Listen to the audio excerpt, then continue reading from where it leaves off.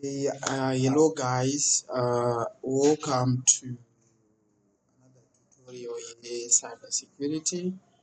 So what I'm going to do in today's exercise is I'm going to record on how to do electronic passive information gathering, which is the first step that we always conduct when we want to compromise a device. So when we want to hack into a device, usually the first step that we do is to do passive information gathering. So in this article, we're just going to focus on passive information gathering. So I'll be going through all the tools that are necessary. Then in the next videos, I'll also show you how to use each and individual tool on doing passive information gathering. So the first thing that I did is start Kali Linux, which is the operating system that we use for penetration testing. This is the most popular distro that is used for cybersecurity. It comes with hundreds of softwares that you can use. So as you can see, this is Kali 2025. So once your Kali is started, just log in, enter your details.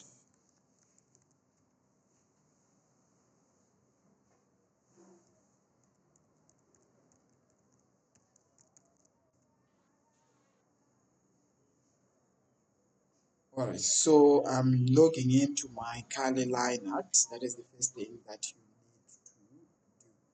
So we're going to be doing passive information gathering.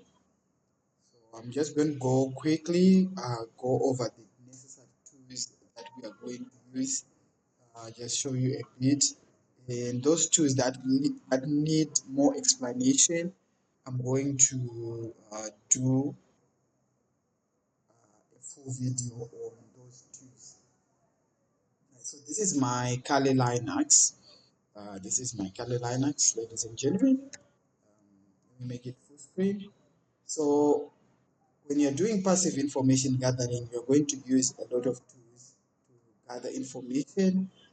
Number one source of information, or the number one source where you can get information about your target, is on the internet. So you can make use of, if it is a company, like let's say it's Megacorp One, which is one of uh, the web application that is used by OSCP. So if it is Megacorp One, by going to their website, you are able to read information about a company. So we'll come back and learn more about using the website, how to gather information, what are you looking for. So we'll do a full video on actually extracting information from the website. So this is Megacorp One. As you can see, contact, we are able to see the phone numbers, we are able to see the information about that company. Right? For example, here we are able to see the address in the telephone numbers. We are able also to see email addresses that you can then use for social engineering attacks. So the number one source is always the company website, if it is a company. If you are trying to do passive information gathering against an individual, the best source is social media sites. Sites like Facebook, sites like Instagram, going on X, uh, going on different platforms where you learn about the users. In this case, I'm looking for Albert Manyawi, which is my name. So you'll be able to know about this one, Albert Manyawi. Um, So that's part of what we call passive information gathering, just trying to gain more information from your victim. So going on to the company's website, public sources, you'll be able to get information about your targets. Right, so that's public for now. We'll come back to it on top of other tools that you can use. But if let's say you are given an IP address or you're given a domain and you want to find more information, number one tool to use is Whois. Let's say Whois megacorp.com. So Whois mega.com, megacorp1.com will retain the information about that company if it is within the Whois domains within the registration of you get information like name servers, you get information, emails, phone numbers. We're just gathering information that we can later use against the target. Then the next thing, besides Whois, we can move on to do what we call NSLOOKUP. So NSLOOKUP is used to gather information like IPv4 addresses and IPv6 addresses. So if you want to find the IP address of your target, I would rather use NSLOOKUP. So if you say NSLOOKUP, companies like Zomac Digital, you're able to get the IP addresses that is being used by that company. Case an NS lookup of google.com, we're able to gain the IPv6 and the IPv4 address that is being used. You can also do reverse lookup like NS lookup and do IP addresses like 142.541.47.174. So this will do reverse lookup of the IP address that you are trying to do. In this case, I have can be found from something. I think there was some error, but that's what you call reverse lookup, whereby you're trying to know who owns this IP address. Besides this, there are other tools such as Netcraft. So Netcraft, you have to go online and Google Netcraft to find more about that tool. So netcraft.com is used to find information about your targets. So here last time we said about Albert Manyawu, we were able to see who he is.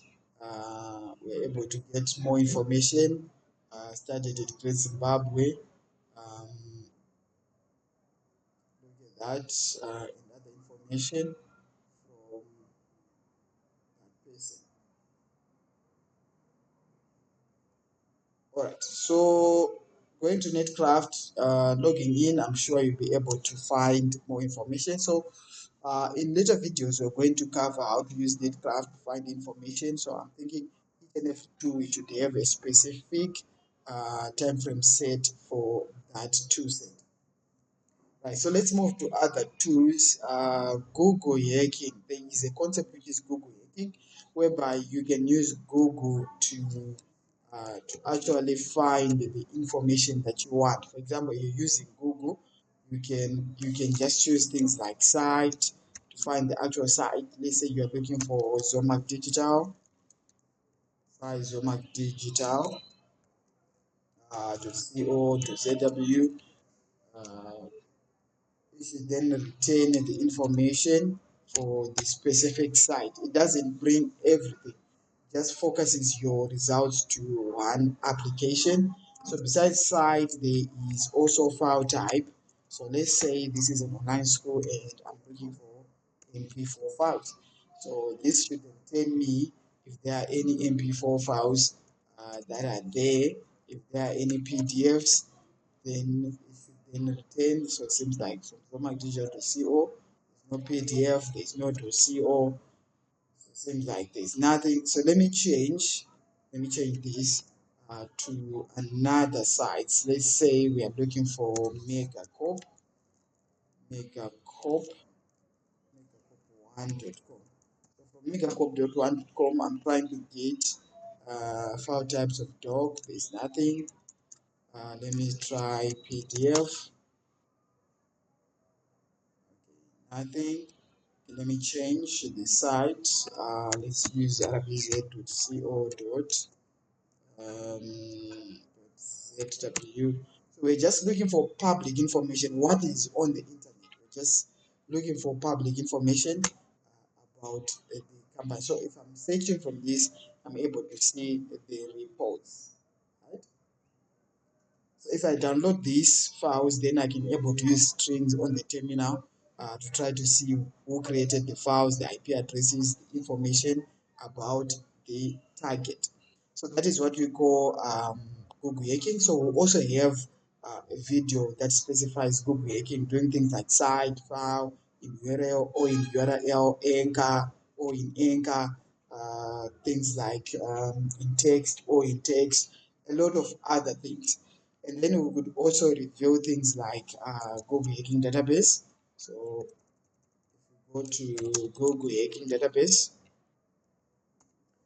Google hacking database will be able also to illustrate to you the things that you can do, or the searches that you can do to try to gather information against your target. So we also do a video on Google hacking database that covers the concept of finding or of doing passive information gathering against a target using Google hacking database. Whilst it's opening, I would also want to show you Shodan. So another place that we're going to use is Shodan. So ensure that you know all these tools before you enter your exam. You need to know how to use Shodan, how to search for information using Shodan, how to find information on Google hacking database. If you're looking like you can see these things, file containing password. So using this, it returns you information that contains passwords that are from github.com, extension, or a lot of different ways of scanning on the internet. So we'll talk about Google hacking database, we'll talk about Shodan, and we talk of other tools such as the Harvester, ReconNG, Dimitri, Dig, DNS Enum in the next tutorials. So each and every topic will have its own, each and every video will have its own topic being covered. So I hope this introduces you to passive information gathering. In the next topic, I'm going to start with the first two, which is who is. We're going to discuss how to do who is, how to properly conduct who is, enumeration, how to find information when you are doing who is and its lookup. So guys, remember this is for education purpose only. Do not use this with malicious intent. Do not target companies that you do not have written authority to compromise. So make sure you have the full authority to do this before you attack any system. Thank you for watching. I'll see you in the next.